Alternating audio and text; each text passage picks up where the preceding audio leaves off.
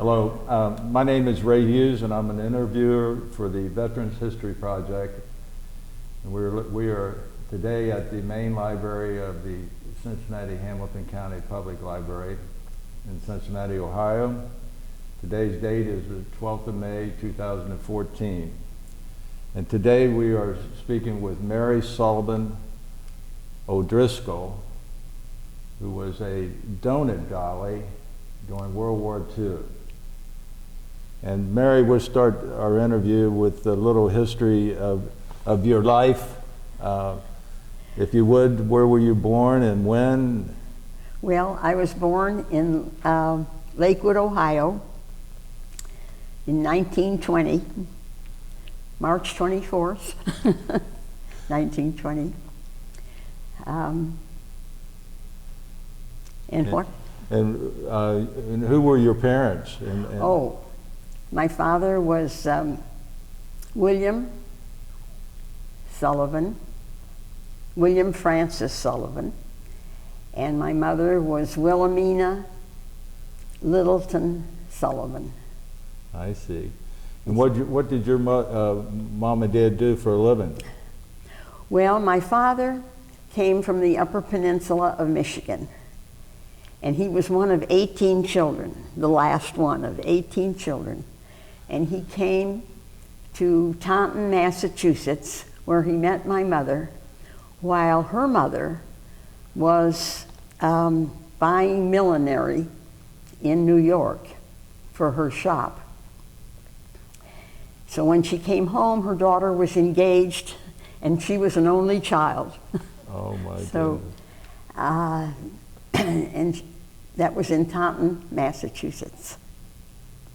And so, did they live in Taunton, Massachusetts, or No, when did they move? no, he decided to come to Cleveland. The opportunity was there for him to come to Cleveland. So he came there, sort of eager to be away from both families, so that we were isolated, really, in Cleveland. I see. What did your dad do for a living? He was a, I forget what do you call it? What's a finance man in the company called? Loan manager? No. Credit investigator? No. He made the bid. Oh, accountant. The controller? Controller, Something yes, like that? Yes, yes. Something like that, yeah. With what company? Well, he was with the E.F. Hauserman Company up in Cleveland. And then when Roosevelt came in, he was with the Metropolitan Housing Authority. I see. And he did all the financing for that. And was very proud if he could come within 50 cents of his budget. I see. And did you have any siblings, brothers and sisters? Yes, I was one of four. My brother was older, and then a sister was 2 years younger, and another brother was 7 years younger. I see. And yeah. Do you want to know their names? Sure. All right. Bill was my older brother, and he just died a year ago. And my sister is Jane, and she lives in California, in Palo Alto. And my other brother, Phil, is up in Seattle, in Port Townsend. I see, I see. Now, what grade school and high school did you go to? Well, we went to several. Taft, Emerson, for early education, and then just a little bit later, St. Luke's, and then Lakewood High. I see. And then after that, Cleveland College of Western Reserve University. And how long did you go to the Cleveland College there? Well, about 4 years. Did you graduate from there? Not really. Okay. I mean, I never had a graduation thing because by that time I was working. I see. And Now, what years were you attending there at the Western Reserve? Well, when I went into the Red Cross, I think I'd had about 2 years of college. So, and I went in 1944. And then when I came out, 2 more years. Oh, I see. Mm-hmm. So you joined the Red Cross? Right, while I was in college. I see. Mm-hmm. And what year was that you joined the Red Cross?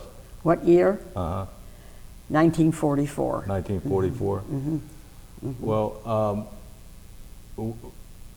where were you at on when the Japanese bombed Pearl Harbor on December the 7th?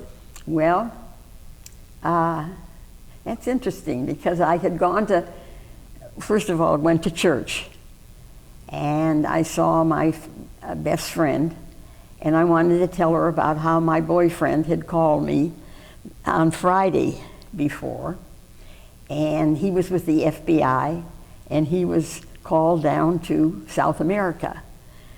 And so here I am thinking about South America, and I come home, and my father met me at the door and said, "Mary, they've bombed Pearl Harbor." And I didn't even know where Pearl Harbor was. So they told me, and I said, "Oh, that's the place that you hear about when you listen to a radio program the night before. You know, on Saturday night they had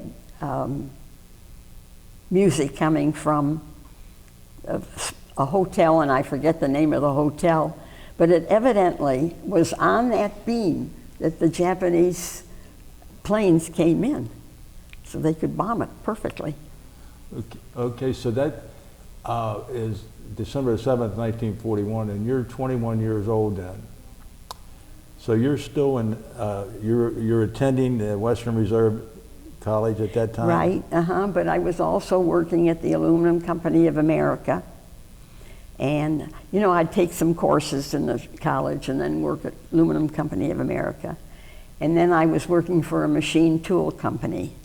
And I wanted to get into something a little more direct. Everybody was working, you know, for... the war effort? Yes, with war machine things and so on. Even when I was working for the Aluminum Company of America, they had people at the door to see that you didn't have important stuff written, you know, on the mimeograph machines or something that sometimes why that would come off be on your arm or something. Secret information. Yeah. So that's what they were doing there. But I was at a machine tool company when I applied for the Red Cross. I see. And actually, I put 5 different possibilities into a hat. UNRWA, do you know what that is? No. United Nations Reserve and Rehabilitation. That was one. The waves and the wax. A sensor in the Bahamas. And finally, the Red Cross. I see. And what came out was sensor in the Bahamas. And I was delighted. I'd never been to the Bahamas. You know, I thought, wow. So I got ready and, you know, where do you apply? I figured if it was a censorship, I should go to the post office. So I got on a streetcar and started downtown, and it started to pour. Well, the first stop was the post office, but then it would go around in a sort of around the corner and come back to the post office. So I thought, well, it's too raining right now. I'll go all the way around. And we stopped at some place, and a friend of mine got on. And I said, "Oh, where are you from?" And she pointed out the window, and it was a huge Red Cross, you know, flag. And I thought, oh, that was one of the ones I wanted to do. So I immediately got off the streetcar then and went up the back stairs of, you know, that was Depression time. So things were in back stairs. They were not very elegant. And I went in and told the girl that I wanted to work for the Red Cross. And what did they have overseas? And so she said, well, tell me more. Tell me about what you're interested in college and what do you do and what, so on. So when I was talking to her, why, she was listening. And when she was finished, when I was finished, she said, I think you'd be perfect for a staff assistant at the Red Cross. Nobody had ever said I'd be perfect in anything. So I was thrilled. I said, sign me up. And so she signed me up and said, someone will be coming from Washington to interview you.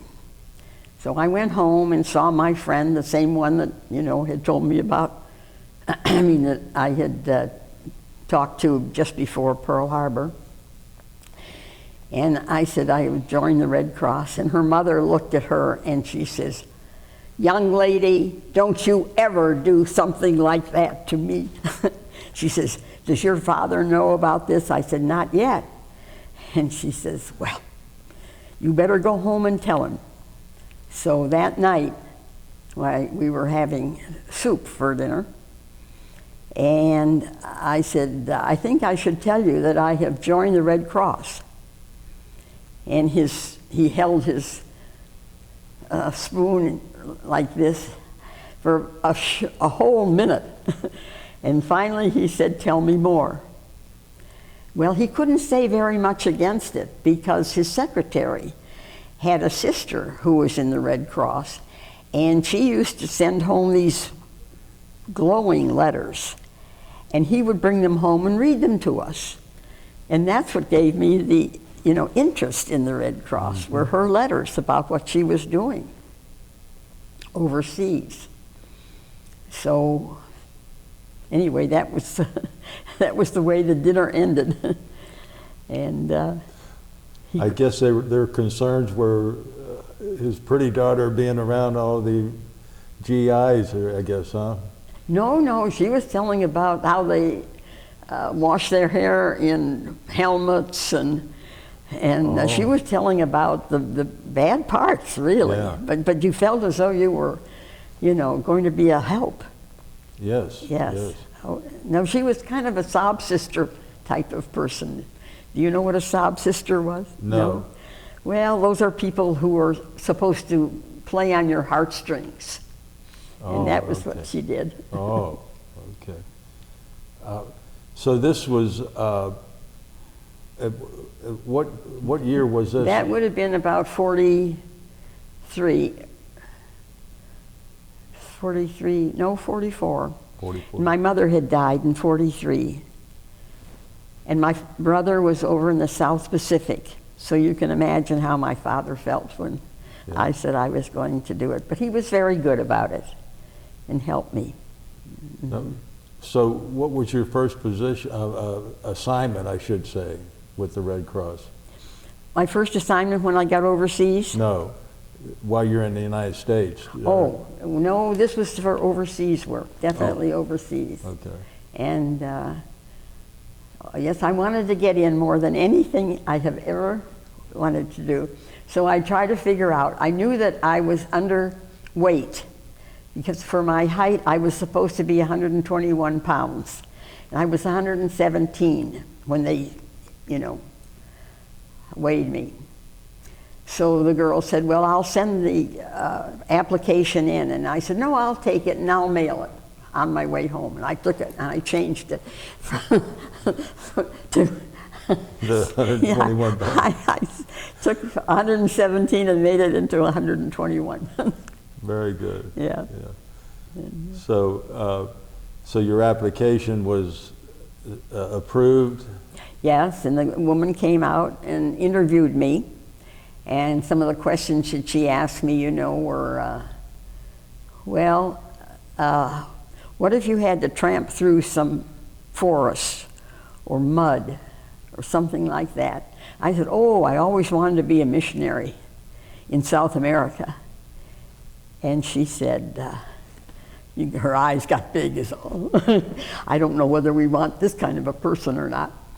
But then she said, well, what would you do if the men that you were working with, some of them might be drunk or, you know, have had too much to drink. I said, I'm Irish. So that was kind of the end of the interview.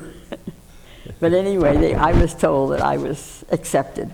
I see. And then they sent me a list of the things I was supposed to bring, you know, what I needed, what kind of clothes and that kind of thing. They were going to provide me with a uniform, but I had to have certain kind of clothes. And one of them, I mean, was a fancy dress, in case it was a party or something like that, a long dress. And another thing that was unusual was a short length of rope. It ended with a short length of rope. What could that be for, I thought. Well, later on when I got to England, they used to have these chandeliers that had big hooks underneath them. And if it was a dreary day, I used to think, they want me to hang myself by that short length of rope.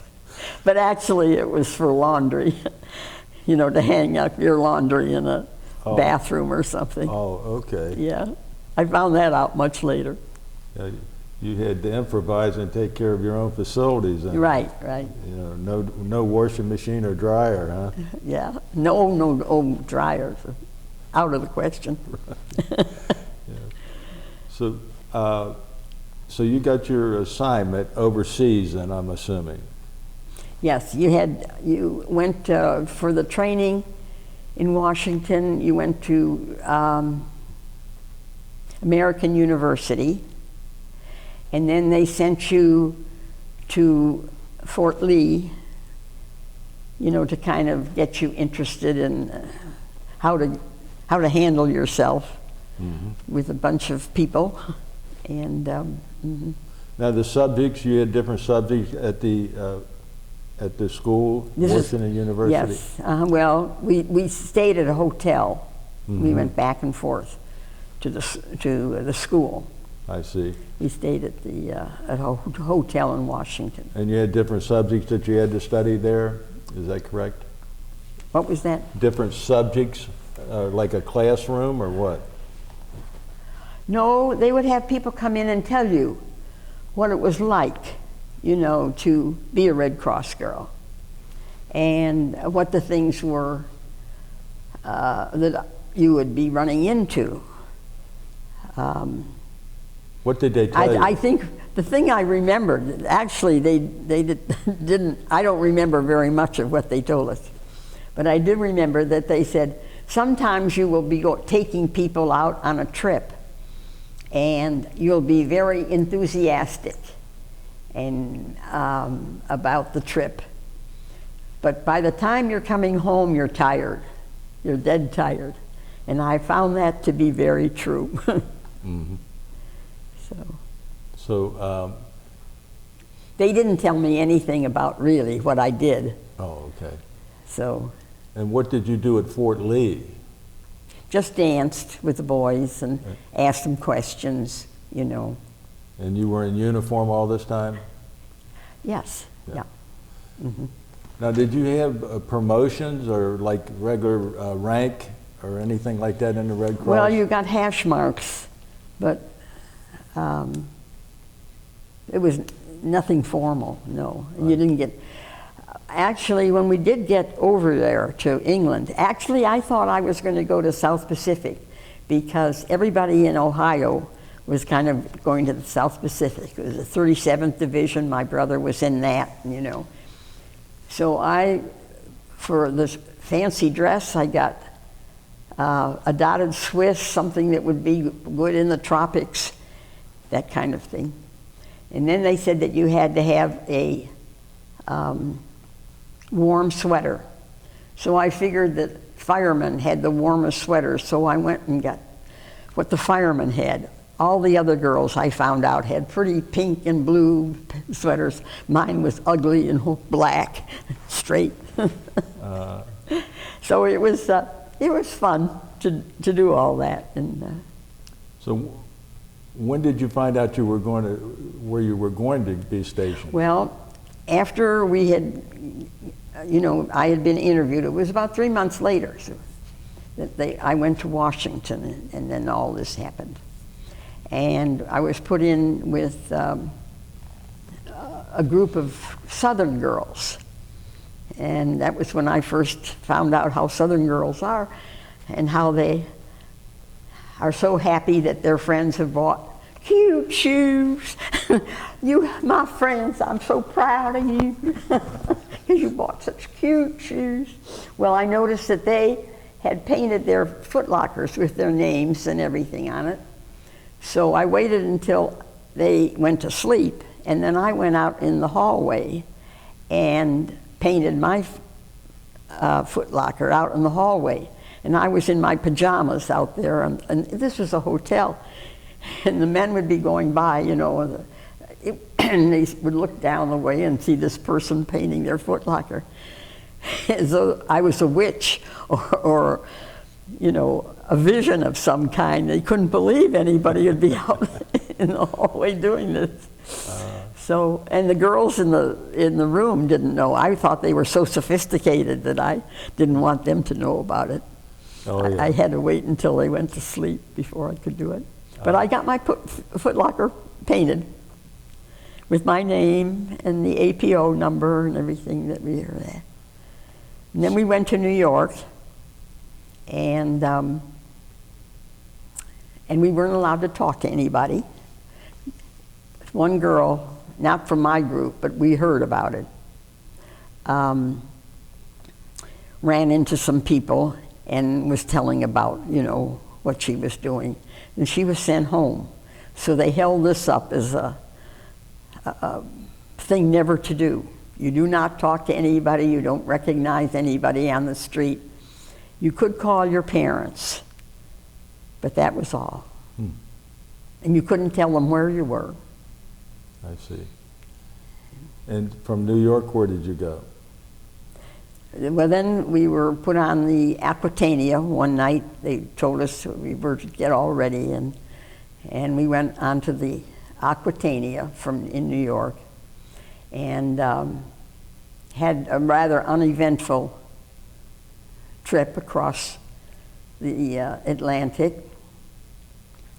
I guess they did sight a sub at one point, so we had to get all our gear on for what we would do if there was an interruption by a bomb or a torpedo or whatever. Yeah. Just once. Then we came into the water between England and Ireland, and that took about a day to get up from that. And we did not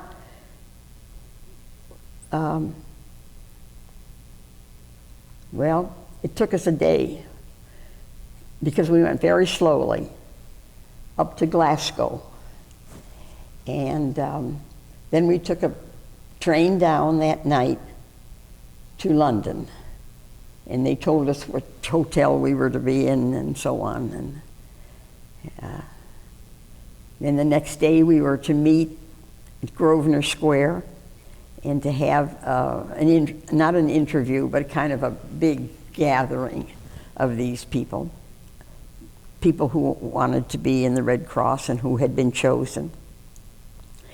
And so they gave us the possibilities that we were allowed to have when we went to the gathering. And the man would say, "Who would like to be in aero clubs?" Those were clubs that were on the base of a aerodrome. Mm-hmm. Or who would like to be in just plain clubs? And those were the establishments that were in London and Portsmouth and little cities all around, across England. And who would like to be working in hospitals? Well, I noticed that my buddy that I had met on the first day in Washington, she put her hand up when they said clubmobile.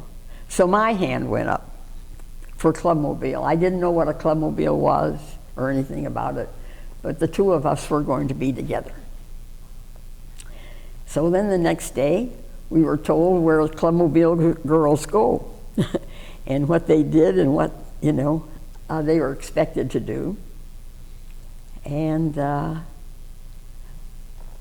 where were you to go and what were you expected to do? well, we were to make donuts in a clubmobile because they found out that some of the men couldn't go to the clubs in the cities. They just couldn't get away.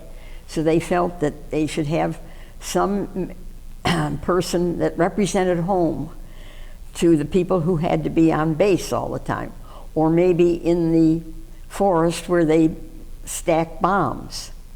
And so, and then they told you where you were to go. Because I didn't, by that time, I was not with my buddy anymore. I was on a B-24 base. And in England? In England. Yes. East Anglia. East Do you know Anglia. where East Anglia is? It's the part that juts out towards Belgium and near the Netherlands and into the North Sea. And there were about 6 airdromes in our immediate area.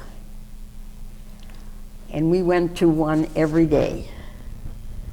We visited it, we get up in the morning about 7 o'clock and make our donuts in the donut machine, in the clubmobile. Mm-hmm. Right there in the clubmobile, you could make donuts. And then arrive about 10 o'clock at the different bases. For instance, Flixton was one. And Tim Russert, if you remember Tim Russert. Yes. Well, he was at Flixton, but I didn't know him then. I just noticed it in the book that his son had written. Right. Why they talked about his father. Right. Being at Flixton. And that was really the home base.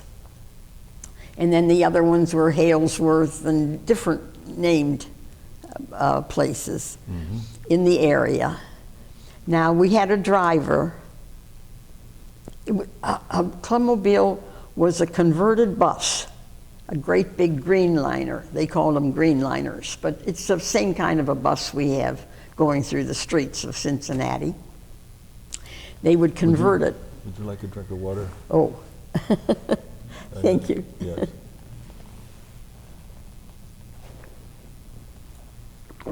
Sorry to interrupt you, but you were describing the green liner bus that was converted.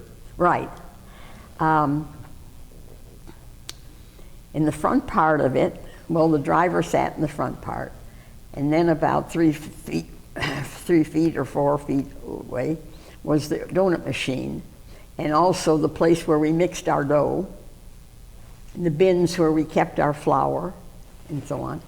And so you would take a whole bunch of dough and walk 3 steps, put it into the machine and come down, and then the machine would, bake the donuts, and then we'd take them out, put them in baskets, and then when we went to the airfield, we would open up the side doors. They had made a side door in the place and hold it up. It was held up with some kind of technical thing. And the boys, we would also have, in the back of the bus was a lounge. And in the lounge was a Victrola. What do they call them now? A stereo set. A record playing machine. Yeah, Victrola, yeah. Yeah, a record playing machine. And we would start the record playing with Glenn Miller's American Patrol. Do you know that? I can't say I do. He goes dum da da da da da da da da da da da da Ah, da. yes, I recognize it now. And so that would tell them, all the boys in the base, that we were there. And so they would come and we would hand the donuts to them through the opening in the side of the clubmobile. And then one other girl would go out, and she had something like a cigarette girl, you know, in a nightclub. Mm-hmm. And it was filled with Dreen shampoo from our own Procter & Gamble company, cigarettes, playing cards, things like that. Oh. And then in the back of the bus, the boys could come in and find records that they wanted to play on the machine. And they also had a register, so that wherever you went, why you'd put your name down, and then sometimes why they would look through the names and find one of their friends. So that was a very valuable tool. These were all combat airmen on combat crews? Well, they were the crews that took care of the airplanes. Oh, okay, maintenance crews. Maintenance crews, And in most of them, but there was one, we went to the bombs place too, where they stacked the bombs that were to go on the planes. Yeah. And so we went there too. But in the regular ones, when we went at 10 o'clock, it would be the maintenance crews. I see. And then we would stay there the day, and then around 4 o'clock they would come back from their missions.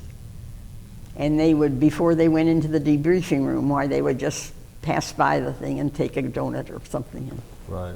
Before they were debriefed. Mm-hmm. I see. And how long were you there in England before you went over to France?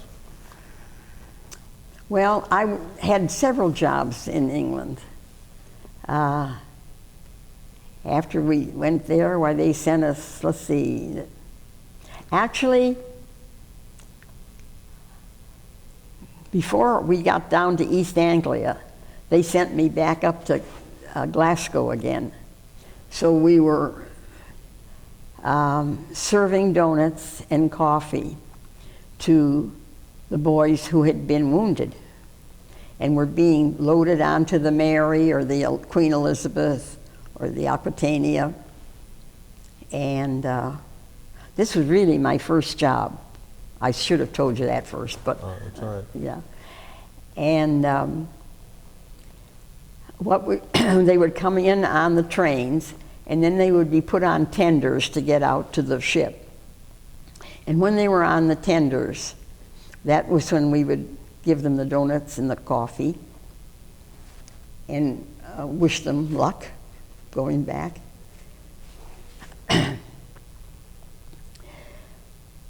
But because now, these are the boys that had been wounded, and they were going home. And at one point, I was beginning to get overcome with, because what we had to do was we would have to light a cigarette and put it in their mouth if they didn't have arms, or they couldn't handle it, or put the donuts on their chests.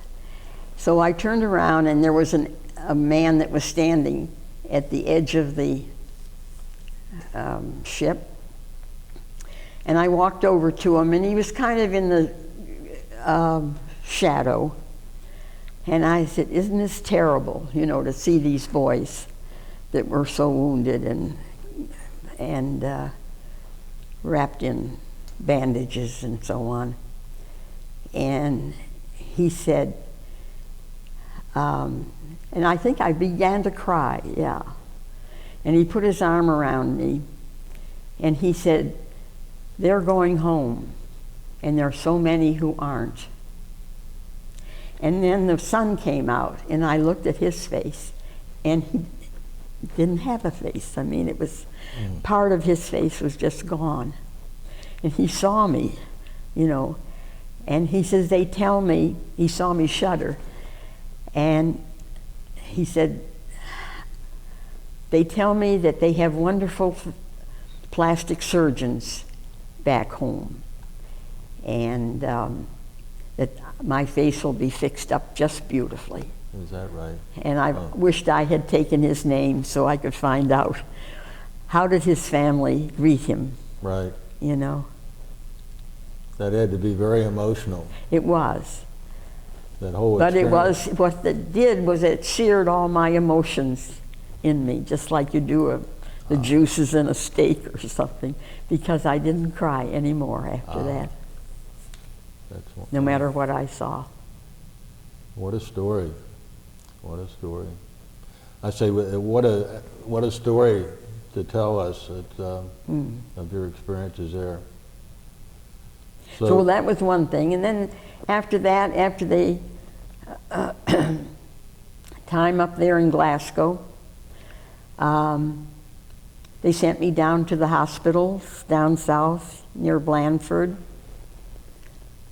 And they sent me to down to Southampton, where we were like stewardesses on an airplane, because the boys had come in from the front, and they'd have a 7-day leave, and they'd get on the train from the ships and go up to London. And in that time, the time from Southampton to London, we served them coffee and donuts and told them where to go in London and where to go to in Edinburgh, because Edinburgh was a wonderful place to go. You know, everybody's kind of used to the military in London, but go on up to Edinburgh. And it's wonderful up there. So we did that for quite a while. Now, in order to get over to the continent, you had to be able to drive, and so they had to train me to drive. And it wasn't terribly successful, because at one point, I wanted to arrange my hat, and the guy had to hold on to the wheel of the car.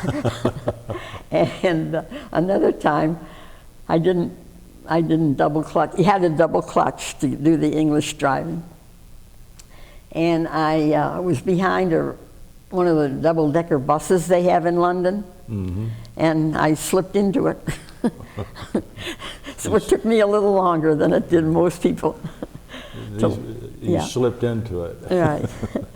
And so I really didn't go over to the continent until peace had been declared, which was in 45. I see.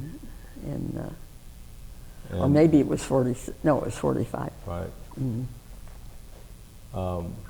So the victory in Europe, I guess, was actually May the 8th of 45. That's when the Germans signed the peace. May 8th, right. Right. So that's when you went to France? Well, actually, on the day, on May 8th, we were up in Kingscliff. A roommate of mine and I had gone up because her boyfriend was having a 200th mission party up there. So we had gone up there, and then he came on the Sunday to tell us that war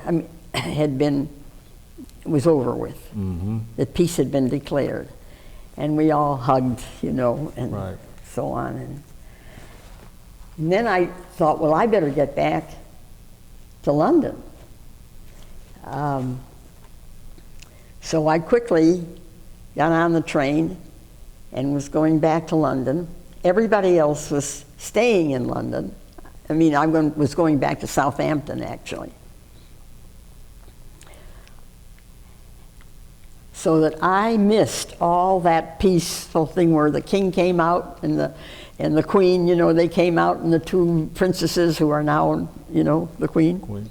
They came out on the balconies, and everybody was having a wonderful time, and I missed it all. I went back to Southampton thinking that I would have to take the boys up there. And they said, nope, the last train is already gone. You've got to stay here. Well, the Dutch Navy was also living in our hotel. So anyway, I spent that wonderful VE evening with the Dutch Navy, of all things, in Southampton. I see. Instead of seeing in, all the jubilation that was Right. up in London. So, when did you actually go to Camp Lucky Strike? Oh, that wasn't until, well, first of all, we had to get on a boat, a ship that took us to Le Havre, and then they took us to Camp Lucky Strike, but we didn't know who was there at that time. The prisoners had not come in yet. And so we worked with, they were called Repatriated American Military Personnel. Ever hear of them? No. RAMPs. Ramps, okay. Right, RAMPs. And the new boys that were guarding Lucky Strike and hadn't had a day in war, they just came, and so on. They were unhappy with these boys because they would sit on the ground. They were used to sitting on the ground. Repatriated American military personnel were the boys who had been liberated from the prisoner of war camps, Stalag 16, Stalag 1, 3, Right. You probably have heard about all of those different POW camps. Right. And they were now gathering, and they were going home too. But they had to wait for ships to come in. So there were 60,000 in that My goodness. that area of Lucky Strike. And the first day we were there, we had a big tent, and there were about 8 of us girls in the tent. But then they took us over to Old Gold. They told us to get all our gear together, and they were going to Paris. So we thought, Paris. And as a matter of fact, I got out my Harper's Bazaar and was reading it the night before, and when somebody took a picture of me reading my Harper's Bazaar the night before we left. And what do you think? They took us to another camp, just like Lucky Strike, only smaller. They took us to Old Gold. These are called cigarette camps. There were about 17 of them, and they were named after cigarettes. Lucky Strike, Old Gold, Herbert Tarryton, all of these were stationed around at places where ships would come in and be able to take them home, I see. So that's where we were and then we had only 2 people in a tent, little pup tents. And my buddy, the first night I got mixed up with my sleeping bag and couldn't get out of it. So I was grousing and, picking up the buttercups from the floor, saying, what would my father say if he could see me doing this now? And she says, Mary, where else in the world could you reach out of your bed and pick up buttercups from the floor? What are buttercups? Little flowers. Oh, yes. Yeah. You know buttercups? Yes, now I do, yeah. And the tents, had no floor. Uh-huh. So it was just grass and buttercups. I see. Yeah. So then after that, we went up to Paris, and finally we were on the road, and then as the Eiffel Tower came in view, you can imagine how I felt. Holy Michael, it's the Eiffel Tower. And then we were sent up to Germany at that point. Right away when we would meet at the headquarters in Paris, they said, you're to go up to Germany. And So they flew us to Germany, and we were with the 29th Division. Yes. And the 29th Division made the D-Day invasion. So they were the heroes, and here we were going to serve them. What an honor. Yes. It was incredible. We were thrilled. Where at in Germany did you meet up with? Well, it was about 15 miles from Bremen and 15 miles from the North Sea, at a place called St. Magnus on the Lacem. The Lacem was a tributary of the Weser. The Weser is where, now I've forgotten when you're a child, you're talked about how the person wooed people to the edge of the Weser. I can't think of it. I just can't think of it now, what it was. But it was an old nursery tale. I see. About how, what? Does anybody know? No, We'll have to find out from the Yes. librarian. Yes. Yeah. But anyway, it was a tributary, the Weser. It's easy to find the Weser on the map, but it's not so easy to find the Lacem. I see. But that was the headquarters of the 29th Division after the war had been, peace had been declared. Mm-hmm. So how long did you stay there? Well, the 29th stayed until 1946. We were there. They left around Christmas time. As 46 hadn't really happened yet. Right. It was just the end and of the 45. And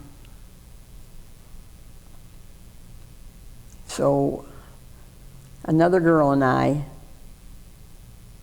spent Christmas Day at a long table, just the two of us, because our boys had gone off, and they were our boyfriends at that time. By that time, we already had linked up with people. And then how long did we stay there? Not very much longer. I can't remember exactly when, but finally they sent me to a place called Weiden, which was on the Czechoslovakian border. And that was when I decided that I should get home. So after that, I put in for going home. I see. So it was 2 years, from 44 to 46. And you were a donut Dolly. Is that A donut what you called Dolly, yourself? yeah. A donut Dolly throughout the whole thing, yes. Yeah. That's the first time I'd ever heard that description, but Is that right? You've yeah. never heard of the donut Dolly? no, I hadn't. That's, Because then after that they had donut Dollies in Korea and donut Dollies in Vietnam. well, it sounds like a good idea, for the morale of the men. Yeah.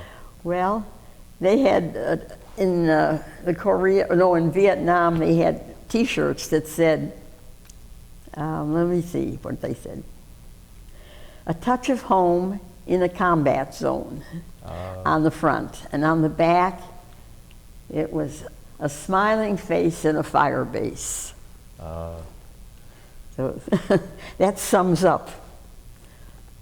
Well, it sounds like you had an exciting romantic type experience during the war. Well, it was. And the guys were so happy to see yeah. you and for the help you did to them. Thank you. So you came home and got discharged. Do you get discharged like a normal military personnel with the Yes, Red we Cross? had to go to Johns Hopkins in Washington. Yes. Yeah. And unfortunately, and this was something that bugged me the whole time, I was so afraid they would send me home because I faint very easily. And So then I found out that a lot of men faint too when they went to the Pentagon, for instance, to get shots and so on. So and then some nurses are very good about numbing your arm and so on. But anyway, I fainted, wouldn't you just know? I fainted in the lobby of the hotel where we were mustering out. Not hotel, the hospital. And so the young fellow who was, you know, helping us end our careers, he said something about, have you ever had petit mal? And I said, no, I just faint a lot. But anyway, I remember that he was very surprised. What's Pennywall? Or? That's, petit mal is, and I can't think of the medical term for it, but it's, doesn't anybody know? No. You're the one teaching us history. Oh, let me think. What did the Tsars of Russia have that they were so worried about all the time? Oh, some type of hereditary failure or something? Is that what? What? Hemophilia, they bled a lot. Oh, hemophilia. No, wasn't that. Well, you've given us an assignment after this interview. Right, find out what. Yes, we shall. Uh-huh. Well, Mary, so you got discharged while you were at Johns Hopkins, Mm-hmm. and then you came home, Yes, back to Cleveland? back to Cleveland. Mm-hmm. Now, something had to happen after that. Did you meet someone, and what did you do after you got back home? You were still single, right? Yes, yes, I was. Well, I thought something was going to happen, but it didn't. Oh, really? No. And What did you think was going to happen? I thought I was going to get married. But it didn't happen. And I could tell by the telephone, on the telephone, that, you know, in the time that I had last seen him, and he had met somebody else. So I could tell that by the voice. I see. So then I went back to school, you know, to finish my education. And I worked for a group of psychologists at the school. And that's at Western Reserve? Western Reserve, yeah. Yes. Mm-hmm. And, well... I also actually,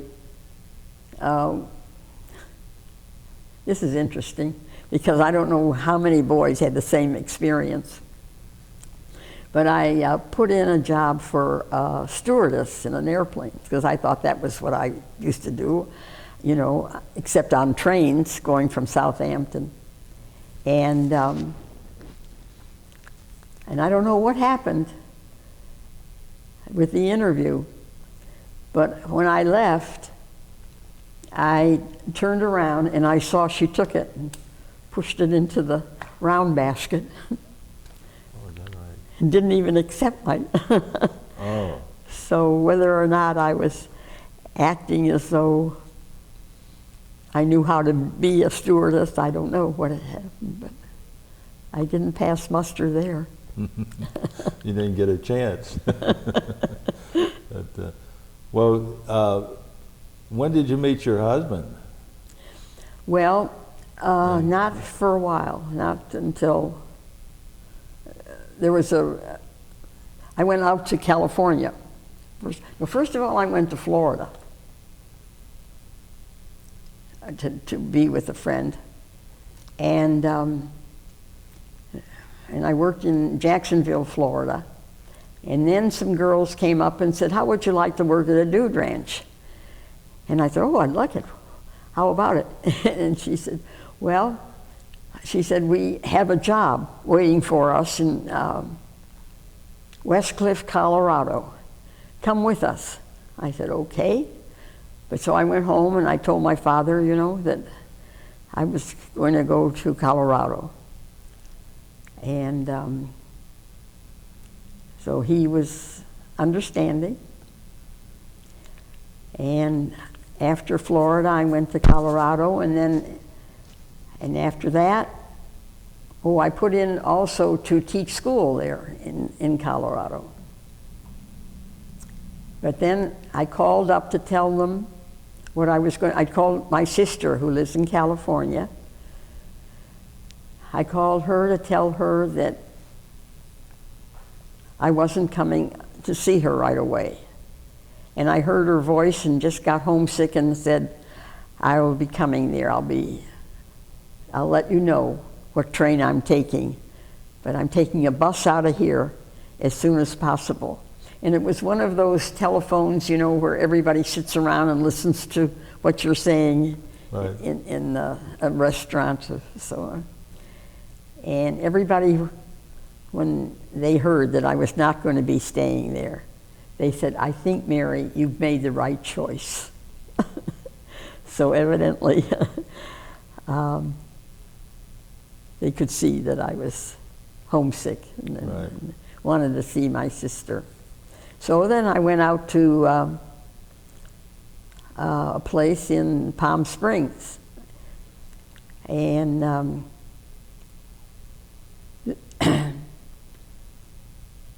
I thought that would be a nice way to start my life in California, in Palm Springs. And I was interviewed by the man, and he said, well, what did you do before that, before you came here? And I told him I had been a secretary. And he said, we're here but I'd like to be a waitress, in one of these fancy places in Palm Springs. And they said, we're here to tell you that you have to stay being a secretary, because we don't want people coming out here just getting waitress jobs and, and so on, if they are used to doing something else. So he says, I have a job here available. And so they sent me out to another ranch. And that was an experience. The man was later shot by his wife, the manager. But in the meantime, I had skipped out before that. I had found a friend who would take me out because it was a wild place. He was a peculiar sort of person, and he didn't want me to leave my room at the end of the day, couldn't go out. So he had his nephews sitting on the floor, just like this, to make sure that I didn't open the door and go out. Oh my goodness. Yeah. So I had to find a way of getting out of that place. Yeah. And finally went up to Los Angeles. And then I had another interesting thing. Air India needed a secretary.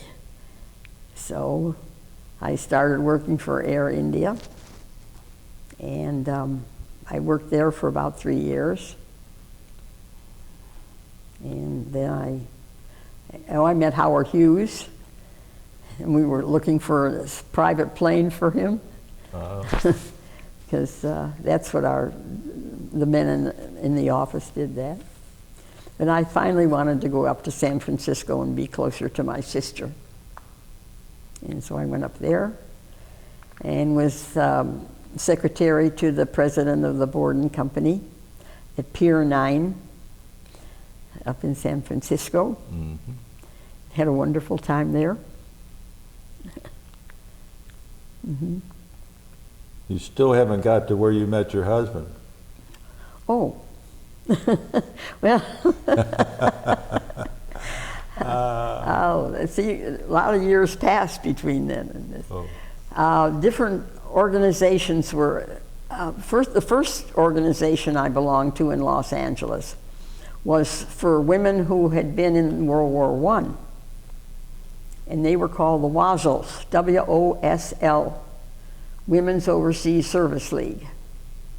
And then when I came back to Cleveland, finally I decided I wanted to get to Cleveland. I came back to Cleveland, and another group had started, and it was called the American Red Cross Overseas Association. So I joined them. Right. And then the very first day that I was there, why, I met my husband to be, and later on why we were married. And he was a widower with 6 children. Wow. I know. Wow.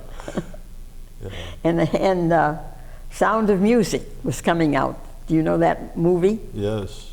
So I thought that, well, this is going to be great. You know, I'll just do like she did. Right.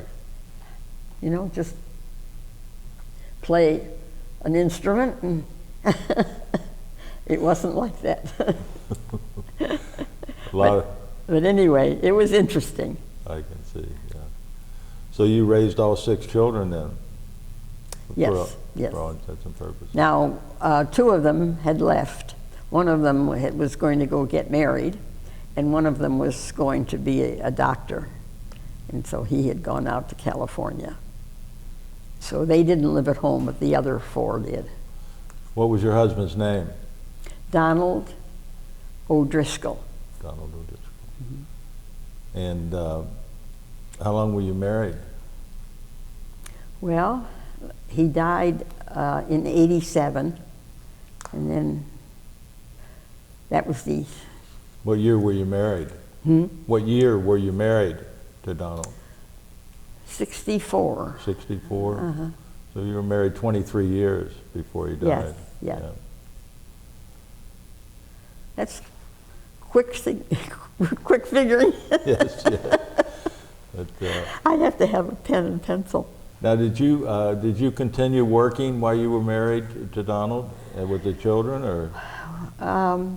Well, I worked for a while for the same company that was in Cleveland, and they had a branch office in Cincinnati. So I worked there for a while, but then they closed the branch office. And Well, you moved to Cincinnati then? yes, I moved to Cincinnati because my husband was living in Cincinnati, and he had the 6 children here. Right. So I came down in '65. And an interesting thing, Yes. yeah, when I was up in Cleveland, I got this telephone call, and they were looking for a secretary for a movie scene. There was a movie going to be made in Cleveland, and it was Jack Lemmon and Walter Matthau. I can't think of the name. The of Odd it. Couple? What? The Odd Couple? It wasn't The Odd Couple, Oh. but it was, I can't think of it. I'll think of it later, but I just can't think of the name now. But I thought, oh, this is going to be great.